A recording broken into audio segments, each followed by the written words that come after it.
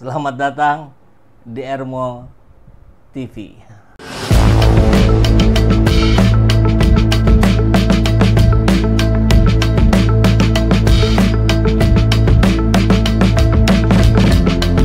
Bersama saya, Saiful Zaman, kebaikan yang terorganisir akan selalu mengalahkan kejahatan.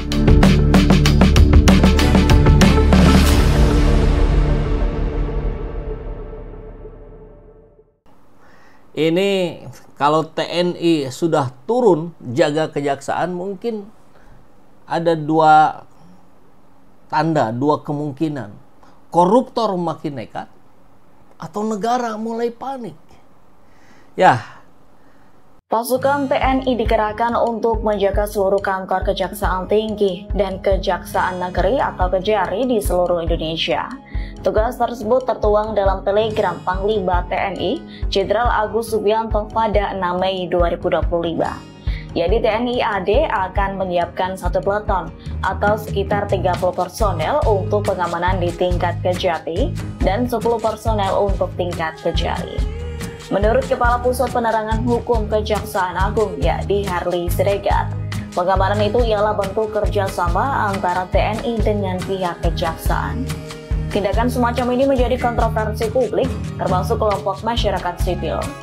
Dilansir dari Kompas.com, kelompok sipil mempertanyakan apakah pengerahan personel TNI ke institusi sipil sejalan dengan amanat konstitusi dan undang-undang TNI.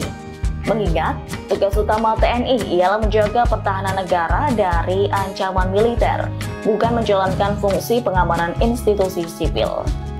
Lantaran hal itu, keterlibatan militer dalam ranah penegakan hukum, meski dalam bentuk pengamanan, bisa berpotensi mengaburkan batas antara fungsi pertahanan dan fungsi hukum.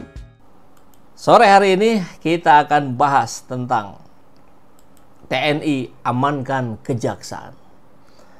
Yang menarik adalah pengamatan dari seorang Adi Masardi, mantan juru bicaranya Gus Dur. Ini katanya persiapan untuk membasmi koruptor-koruptor kakap di Indonesia. Dan salah satunya yang masih bebas berkeliaran main motor-motoran. Siapa dia? Apakah yang dimaksudnya adalah Jokowi? Wah, ini seru ini. Oke, kita langsung masuk ke beritanya ya. Jadi di TNI hari ini mengerahkan prajurit ya, untuk mengamankan kejaksaan negeri di seluruh Indonesia. Luar biasa. Ini Kepala Dinas Penerangan TNI AD menegaskan langkah ini bukan hal baru sebetulnya, melainkan bagian dari kerjasama rutin antara TNI dan kejaksaan. Pengamanan ini sudah berlangsung sebelumnya, bukan karena situasi khusus, tapi kita dapetin juga surat itu ya. Surat yang konon katanya ya dari Panglima ya. Kita coba lihat suratnya, kalau nggak salah sudah saya simpan. Ya. Nah, ini ditugaskan 2-3 orang personil membantah adanya intervensi militer dalam penegakan hukum, justru pengamanan penegakan hukum begitu ya. Mengamankan kantor, tidak menyentuh perkara. Ini mengacu pada nota kesepahaman TNI Kejaksaan yang sudah dilangsungkan beberapa tahun lalu. Tapi mau bagaimanapun tentu ini memantik persepsi publik, memancing pro kontra ya. Seperti biasa selalu ada pro-nya, selalu ada kontranya. Yang kita lihat kalau kembali ke sini, coba ya kita cek ke belakang. Ini mestinya sih ada ya, kita sudah pernah siapkan. Oh, ya bukan. Ini surat ya, surat telegram dari Kasad kepada para Pangdam untuk pengawalan Kejari dan Kejati. Panglima TNI Jenderal Agus Subianto menginstruksikan pengerahan personel dan perlengkapan TNI untuk mendukung pengamanan Kejaksaan Tinggi, Kejati, dan Kejaksaan Negeri, Kejari di seluruh Indonesia. Instruksi ini tertuang dalam telegram Panglima TNI No. TR 4442-2025 yang diterbitkan pada 5 Mei 2025. Kejaksaan Agung membenarkan adanya dukungan pengamanan tersebut. Kapus Penkum Kejagung Harley Siregar menyebut bahwa pengamanan dilakukan hingga ke daerah dan saat ini masih dalam proses pelaksanaan. Ia menegaskan bahwa langkah ini merupakan bagian dari kerja sama resmi antara TNI dan Kejaksaan. Hingga kini, pihak TNA belum memberikan pernyataan resmi terkait telegram tersebut. Namun, langkah ini dinilai sebagai bentuk sinergi antar lembaga dalam rangka memperkuat stabilitas dan mendukung kelancaran tugas penegakan hukum di Indonesia. Oke, mari kita cek sekarang dari rmol.id.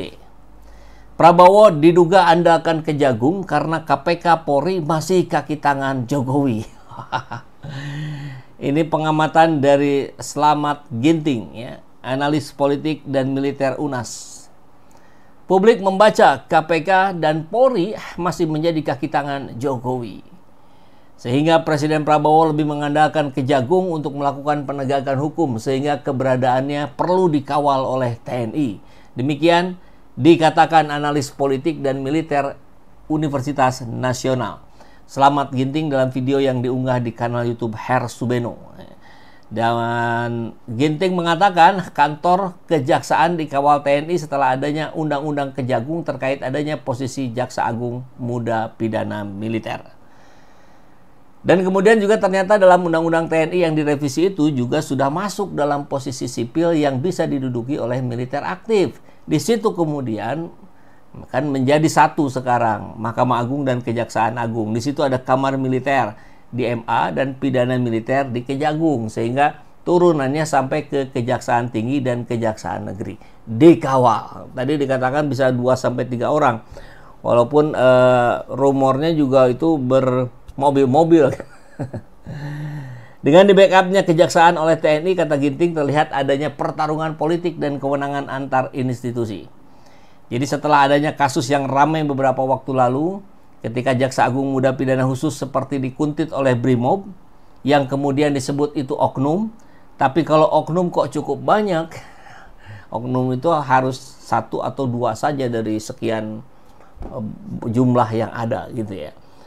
Kemudian sangat intensif, sehingga pada waktu itu kebetulan Jaksa Agung Muda Pidana Militer dari Angkatan Laut dikawal oleh Korps Marinir. Sekarang Jampidmilnya dari Angkatan Darat. Jadi kelihatannya juga koordinasinya dengan Angkatan Darat. Ada kenyamanan, tutur Ginting. Nah, jadi Ginting melihat Kejagung diperkuat, disupport, dibantu oleh militer, karena ini institusi yang masih bisa diharapkan ketika KPK dan polisi masih di bawah kendali Jokowi. Barangkali kurang lebih begitulah dalam sudut pandang seorang Ginting, ya. Nah, yang tak kalah menarik adalah ini pernyataan dari Adi Masardi. TNI amankan Kejaksaan untuk persiapan adanya Mahkamah Korupsi luar biasa. Wow, kemana maksudnya, ya?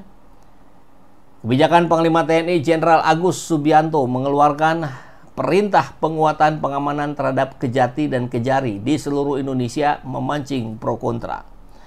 Mantan jubir Presiden RI keempat Abdurrahman Wahid alias Gus Dur, Adi Masardi, menilai pengerahan prajurit TNI untuk mengamankan Kejati dan Kejari di seluruh Indonesia mirip zaman Mahkamah Militer luar biasa, Mahmilub pada saat Kejaksaan versus G30 SPKI.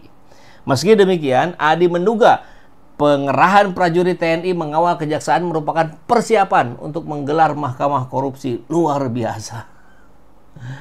Malum, korupsi sudah gila-gilaan, kata Adi melalui akun X yang dikutip Senin kemarin.